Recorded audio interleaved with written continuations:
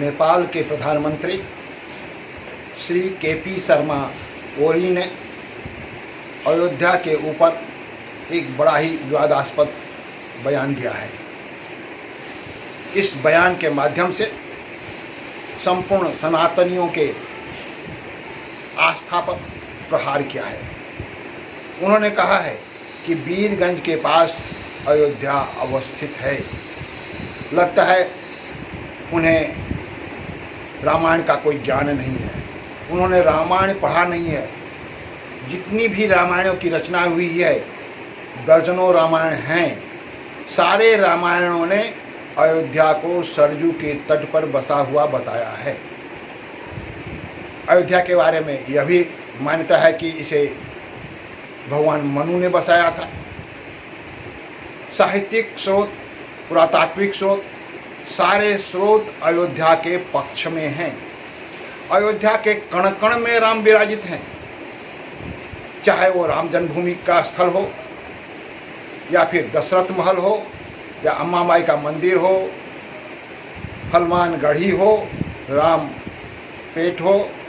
ये सारे जगहें जो हैं वो राम की गाथाओं से भरे पड़े हैं। राम यहाँ कण कण में व्याप्त हैं। साथ ही संपूर्ण विश्व के सनातनियों के आस्था के यह केंद्र है। इसका प्राचीन नाम साकेत था, बाद में कौशल हुआ और कौशल की राजधानी अयोध्या थी। मर्यादा पुरुषोत्तम भगवान श्री राम हमारे सनातनियों के जीवन दर्शन के आदर्श पुरुष हैं। साथ ही हम सनातनियों की यह मान्यता है कि अयोध्या हमारे लिए मोक्षदायी स्थल है, और हमारे मोक्षदायी स्थल पर केपी शर्मा ओली जैसे प्रधानमंत्री प्रहार करते हैं तो बड़ा कष्ट होता है। लगता है कि केपी शर्मा का रिमोट कहीं दूसरे देश से है, जो विस्तारवादी नीति का पृष्ठपोषक है। अतः हम यह कहना चाहेंगे कि अयोध्या हमारा है, जो सरयू के तट पर बसा हुआ है, जिसके कण कण में राम व्याप्त हैं। अयोध्या के लिए किसी प्रमाण की आवश्यकता नहीं है। वैसे तो कहने के लिए थाईलैंड में भी अयोध्या है, तो क्या थाईलैंड वासी कह सकते हैं कि राम वहीं जन्म लिए थे? नहीं, सारे प्रमाण अयोध्या के पक्ष में है, इसलिए यही अयोध्या है। और केपी शर्मा को अपने बयान वापस लेने चाहिए। हम केपी शर्मा के बयान का भर्त्सना करते हैं।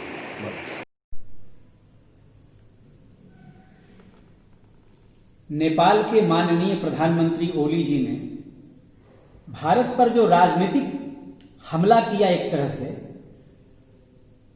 वो तो जगजाहिर है ही कि इन्होंने भारत की जो सीमा रेखा है उसको अपने क्षेत्र में मिलाकर अतिक्रमण किया।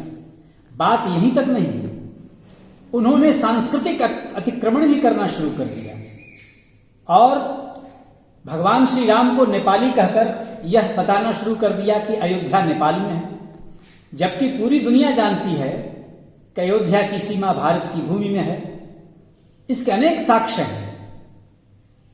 आदि कवि वाल्मीकि, जो विश्व का प्रथम काव्य है, उसमें स्पष्ट है, कोशलो नाम मुदितः स्फीतो जनपदो महान निविष्टः सरयू तीरे प्रभूत धन धान्यवान। सरयू किनारे कौशल जनपद नाम का क्षेत्र पड़ता है, जो धन धान्य से संपन्न है, समृद्ध है। उसी में अयोध्या नामान नगरी तत्रासिल्लो की विश्रुता मनुना मानवेंद्रेन यापुरी निर्मिता स्वयं। उसी में अयोध्या नाम की नगरी है, जो समस्त लोकों में विख्यात है। फिर नेपाल में अयोध्या का सवाल कहां पैदा होता है? और अगर मान लें नेपाल में अयोध्या नाम की कोई जगह होगी भी, तो भी यह तर्क ठीक नहीं बैठता है कि उसी अयोध्या में राम पैदा हुए, क्योंकि इससे इस बात को जोड़कर देखा जा सकता है कि राम जब वनगमन के लिए निकले तो उन्होंने गंगा पार किया। उसका प्रमाण है कि उतरी ठाढ़ी भय सुरसरी रेता। रामचरितमानस में तुलसीदास ने स्पष्ट लिखा है, सीय राम गुह लखन समेता गंग वचन सुनि मधुकुल मूला मुदित सीय सुरसही अनुकूला। सुरसरी गंगा का नाम है। नेपाल में तो गंगा है ना। गंगा का उद्गम तो भारत में हुआ है। गंगा उत्तर प्रदेश, बिहार, बंगाल इन राज्यों में बहती है। तो जब राम वनगमन के लिए निकलते हैं और अयोध्या से निकलकर वो गंगा पार करते हैं, तो नेपाल में कौन सी गंगा है? इसलिए इस स्तर से भी अगर देखा जाए तो उनका यह तर्क बिल्कुल खारिज होता है। ये चीन के बहकावे में आकर उन्होंने भारत पर जो सांस्कृतिक आक्रमण किया है, इससे भारत और नेपाल का जो आदिकाल से बेटी रोटी का संबंध चला आ रहा है, उसको उन्होंने दागदार किया, उसमें उन्होंने बट्टा लगाया, जो कहीं से भी उचित नहीं है। लेकिन नेपाल की जो जनता है, नेपाल का जो जनमानस है, वो इससे सहमत नहीं है।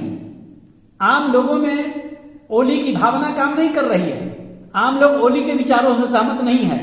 भले ही राजनीतिक दबाव में ओली जो कह लें, लेकिन नेपाल और भारत का जो मैत्रीपूर्ण संबंध है, जनजीवन में, लोक व्यवहार में जो आम लोगों का रचना बसना है, वो जारी रहेगा, बदस्तूर जारी रहेगा।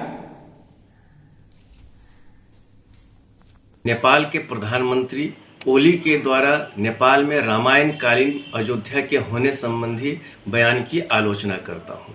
अयोध्या नगरी की खोज काफ़ी पहले हो चुकी है और भारत में अयोध्या के राम मंदिर का निर्माण भी प्रारंभ हो चुका है।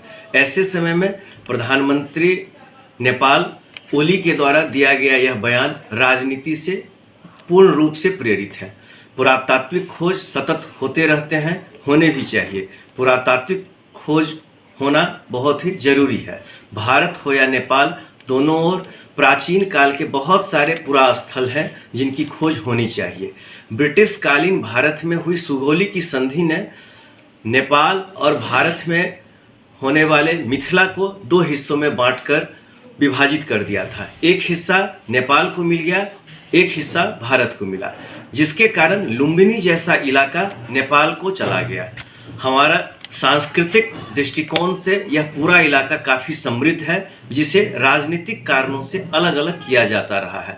पिछले दिनों नेपाल के पर्सा और चितवन जिले में बहुत सारे जगहों की खोज हुई जहां से NVPW मिले, और NVPW के मिलने के कारण पुरातात्विक स्थलों को रामायण काल से जोड़कर देखा गया। और कुछ लोगों ने ऐसा विवादित बयान दे दिया कि यह जगह अयोध्या हो सकती है। नेपाल के पुरातत्वविद और प्रोफेसर मदन के रेमाल ने भी कहा है कि कुछ भी कहने के पहले ठोस पुरातात्विक आधार होने आवश्यक हैं, जो अभी नेपाल में अयोध्या होने का दावा करने लगे हैं। करीब 25 साल पहले भी कुछ स्थानों की खोज हुई थी जहां से NVP मिले थे। मैं ऐसी तमाम बातों का विरोध करता हूं जो यह कहते हैं कि नेपाल में अयोध्या है। ऐसे स्थलों की खोज होनी चाहिए जो अभी तक ज्ञात नहीं है, जैसे रामायण कालीन जनकपुर और विदेह की राजधानी मिथिला। मैं मुरारी कुमार झा, पुरातत्व। वर्तमान में नेपाली प्रधानमंत्री का जो बयान आया है अयोध्या को लेकर के, वो बयान तार्किक प्रतीत होता है, क्योंकि जब हम भू परिक्रमा का बात करें या फिर जैन साहित्य का, बौद्ध साहित्य का, वाल्मीकि रामायण का, वैनसांग के यात्रा वृत्तांत का, तो किसी भी रूप में हम अयोध्या को नेपाल में नहीं पाते हैं। स्पष्ट रूप से वैनसांग अपने यात्रा वृत्तांत में लिखते हैं कि श्वेतपुर से, जो आज का चेचर है, श्वेतपुर से 166 किलोमीटर उत्तर दिशा में मिथिला नगरी है। उसको अभी हम देखें तो समस्तीपुर दरभंगा होते हुए सीतामढ़ी का वो क्षेत्र आ जाता है जहां आज के लोग, सीतामढ़ी के लोग सीता जन्मभूमि मानते हैं। और विद्यापति का भू परिक्रमा का बात करें तो वे यहाँ पर धनुखी, आहियारी, सीताकुंड, जलेश्वर महादेव, दिग्जल, सुरसंड, बिसौल, चंडी स्थान आदि का चर्चा वो जो करते हैं मिथिला के संदर्भ में, वो सारे स्थान यहीं दरभंगा, मधुबनी और सीतामढ़ी के क्षेत्र में आते हैं। अब हम बात करें वाल्मीकि रामायण की, तो उसमें स्पष्ट उल्लेख है कि श्री राम जब मिथिला आए थे तो उन्होंने रास्ते में अहिल्या उद्धार किया था। और अयोध्या, अगर हम उत्तर प्रदेश से आज भी मिथिला नगरी हम आते हैं तो रास्ते में अहिल्या स्थान आता है, जो वर्तमान में अहियारी गांव में पड़ता है और ये दरभंगा जिला में है।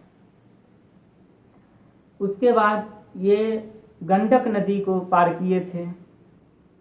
अगर हम नेपाल के में अयोध्या मानते हैं तो वहाँ से मिथिला नगरी जो एक ही जगह हो जाएगा वो दोनों, और कहीं भी गंडक पार करने की स्थिति नहीं होगी। उसके बाद तमसा नदी के किनारे महाराजा दशरथ का बाण श्रवण कुमार को लगा था, जो अयोध्या के नज़दीक का जिक्र रामायण में आता है। और तमसा नदी भी नेपाल का हिस्सा नहीं है। उसके बाद सबसे बड़ी बात, सर्वविदित है और सब जगह चर्चा है और सब जगह, कहीं भी ये नहीं है, सब जगह ये है कि सरयू नदी के किनारे ही अयोध्या था और नेपाल में सरयू नदी कहीं नहीं है। सरयू नदी भी अयोध्या, जो अभी वर्तमान जहाँ अयोध्या है उत्तर प्रदेश, वहाँ सरयू नदी भी है। उसके बाद हम जब दशरथ जो स्वर्गवास हो गए, उसके बाद का एक चर्चा है कि भरत राम को मनाने गए थे कि आप अंतिम संस्कार में शामिल हों, तो उस वक्त वो राम चित्रकूट में ठहरे हुए थे। तो हम उस तरह से देखें तो केवल 2 दिन में नेपाल से चित्रकूट चला जाना असंभव सा है। उसके बाद जब अंतिम संस्कार करने के उपरांत फिर से भरत राम के पास गए हैं और वहाँ से जब खराम लेकर के वापस आए हैं तो वो नंदीग्राम में खराम लेकर के ठहरे हैं, जो नंदीग्राम भी अयोध्या में के एकदम नज़दीक में है, वो भी नेपाल का हिस्सा नहीं है। नेपाल के डिपार्टमेंट ऑफ आर्कियोलॉजी के डायरेक्टर जनरल गौतम जी अभी 2 दिनों पूर्व बताए हैं कि हम अपने विशेषज्ञों से विमर्श करने के उपरांत सही नतीजे पर पहुंचने की आशंसा दे सकेंगे। अब उनके तर्क और उनके साक्ष्यों का हम सबों को इंतजार रहेगा।